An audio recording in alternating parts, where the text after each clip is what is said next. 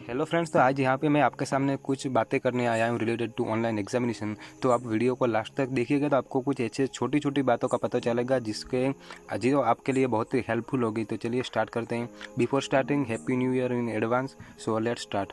मेरा सबसे पहला पॉइंट है कि बहुत सारे बच्चों ने मुझे डीएम किया था इंस्टाग्राम पे और मैंने पोल भी किया था कि क्या आपका सिलेबस कंप्लीट नहीं हुआ कि हुआ। तो यहाँ पे 70 या 80% लोगों ने बताया कि उसका जो सिलेबस है वो 70 to 80% कम्प्लीट हुआ है। तो आपको ज़्यादा चिंता करने की कोई बात नहीं है। आपका जितना भी सिलेबस कंप्लीट हुआ है वो आप परफेक्टली कर लीजिए, बिकॉज एटलीस्ट आपके पास क्लैरिटी तो है कि आपकी एग्ज़ाम या दिसंबर में होने वाली है।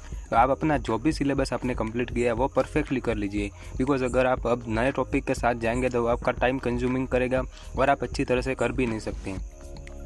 तो जितना भी आपने 60% 70%, कुछ सब्जेक्ट ऐसे होंगे जिसने आपको 80% आपका सिलेबस कंप्लीट हो गया होगा, कुछ सब्जेक्ट में 90%, कुछ में 60%।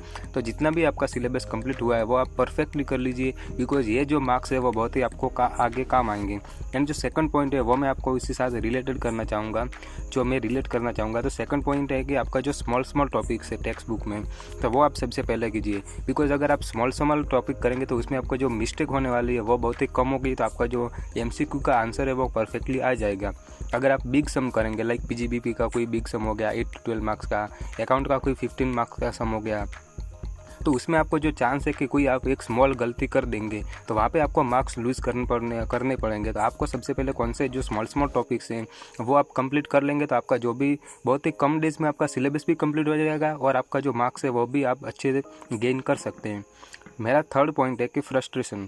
अगर आपको रीडिंग करने में फ्रस्ट्रेशन होता है और कुछ भी आपको फ्रस्ट्रेशन होता है तो आप सिंपल फंडा रखिए कि आप मॉर्निंग में जब भी उठे तो आपका जो भी आपका फेवरेट सब्जेक्ट नहीं है जिससे आपको ज़्यादा टफ सब्जेक्ट लगता है वो सबसे पहले मॉर्निंग में कीजिए।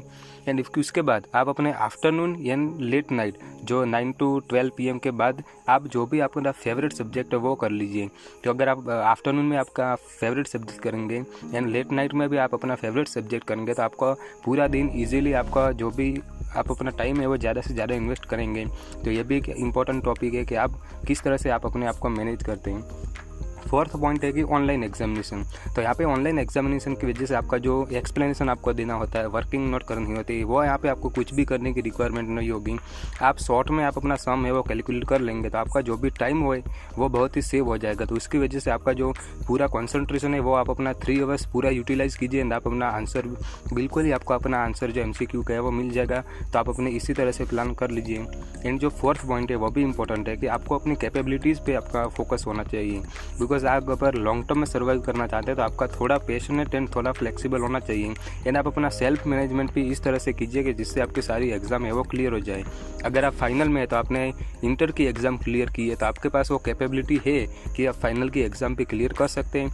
अगर आपने फाउंडेशन की एग्जामिनेशन क्लियर की है तो आपके पास डेफिनेटली आपका जो कैपेबिलिटी है वो है, तो आप अपनी इंटर की एग्ज़ाम भी क्लियर कर सकते हैं। मेरा जो अगला पॉइंट है वो पोस्टपोनमेंट। तो यहाँ पे आपको एप्रोक्स 1 वीक में आपका जो भी क्लैरिफिकेशन है वो मिल जाएगा। मुझे लगता है कि आपका जो 22 या 23 नवंबर तक आपकी जो भी नोटिफिकेशन है वो इश्यू हो जाएगी। एंड मोस्ट प्रोबेबली यहाँ पे मुझे लगता है कि हायर चांस है पोस्टपोन होने के एटलीस्ट 2 वीक्स। तो आपको उसके लिए कोई भी चिंता करने की ज़रूरत नहीं है। तो आई होप आपके लिए थोड़ा मोटिवेशन मिलेगा। तो थैंक यू एवरीवन।